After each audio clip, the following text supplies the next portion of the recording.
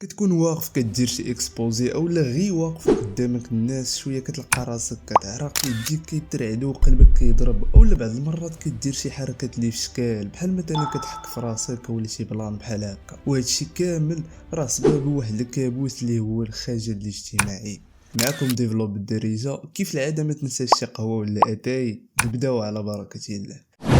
بلا شك كلشي فينا تحط في هاد السيتوياسيون هادي واللي الصراحه نقدر نقول لك بلي هي السبب في بزاف ديال الحوايج واللي كتخليك ما دير والو في حياتك. تخيل معايا تقدر غير تلاقى شي واحد تسالم معاه وتلقى راسك كتلف ليك الهضره اولا تقدر غير تقول لك البروف ديالك نوض للسبوره وتقول ليها لا اولا غير مثلا تكون غادي مع صاحبك شويه تلاقى مع شي جروب بلا ما تشعر كتلقى راسك بعدتي عليهم وانت عزلتي بوحدك واللي كامل هادشي كتسببوا لك الحشمه. نقدر نقول لك باللي الحشمه هي اللي ما غتخليكش تكون داك الانسان الناجح، داك الانسان اللي كيتمنى والديك تكون.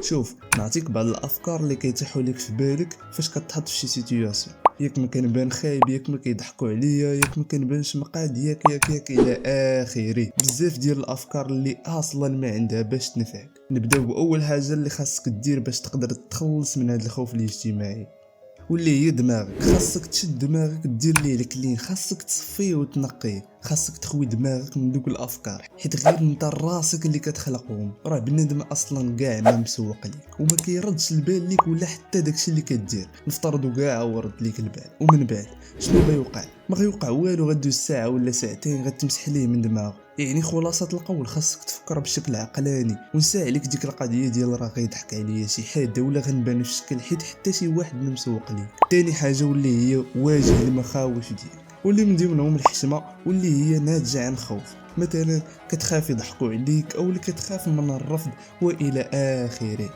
يعني انت شنو خاصك دير؟ هي المواجهه. نعطيك مثال تقدر ديرو. راه هادوك لي زيكسبوزي اللي انت كتخاف منهم راه هما اللي غيساعدوك باش تقدر تحيد داك الخوف الاجتماعي. تخيل معايا انك ديما كتشارك في مسابقات ولا بروجيات ولا عروض فاوتوماتيكمون دماغك غيولف وغيولي يجي هادشي عادي، فبالتالي تقدر تفوز وحيد منك هذا القلق الاجتماعي. فما تنساش هذه المعلومه حيت راه ساعدتني بزاف انا شخصيا. اولا دير واحد الحاجه انت كاع الا بان لك شي جروب وما كتعرفهمش دخل وتكلم معاهم عادي، حاول تكلم مع ناس، تعرف على ناس جداد حيت هادشي غيساعدك بزاف باش تحيد منك الحشمه. ثالث حاجه واللي هي المظهر ديالك الخارجي. شوف هذه راه غتساعدك بزاف باش تثق في راسك. الا كنتي كتبان مقاد لابس حوايج نقيين ومتناسقين حسنتك مقاده وحتى الفورمه ديالك مقاده فهادشي غينعكس على الداخل ديالك وبالتالي غتخرج ديك الثقه في النفس اللي فيك وغتحيد منك الحشمه. رابع حاجه تصرف على طبيعتك. شحال من واحد كيبقى يفكر شنو خاصني نقول شنو خاصني ندير، هادشي كامل ما عنده باش ينفعك.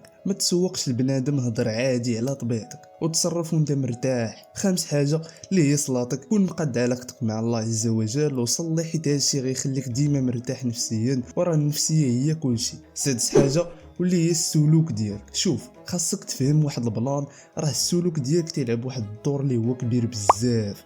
يعني الا تحطيتي في شي سيتوياسيون حاول انت تكونترولي السلوك ديالك حيت الا تحكمتي فيه فما غيخرجوش منك دوك الحركات اللي كيوقعوا فاش كنكونوا حشمانين او اللي يحمر لك وجهك او اللي يبداو يديك تيترعدوا او اللي تحك في راسك. هادو راه كاملين هما اللي كيبينوك باللي راك حشمان وما تيقش في راسك. فما تنساش تكونترولي راسك في اي وضعيه كنتي فيها وما تنساش باللي راه كاع الناس ما كيفكروش فيك وكيفكروا غير في راسهم، فانت خاصك تخوي راسك. سادس حاجه واللي هي تنفس بعمق. خاصك تعرف باللي التنفس العميق واحد التقنيه ديال الاسترخاء اللي كتساعدك باش تخلص من الخجل والتوتر، فما تهملهاش حيت راها مهمه بزاف. سابع حاجه واللي هي الثقافه ديالك.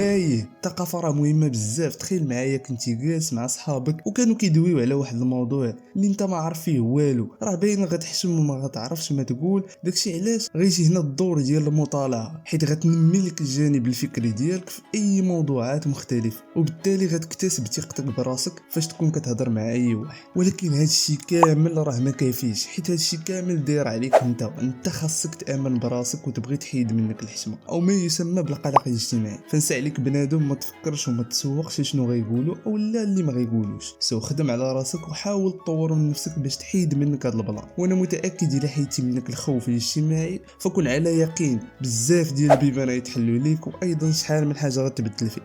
ها هو هادشي كامل بين يديك. نتلاقاو في فيديو جديد ان شاء الله. راك تما.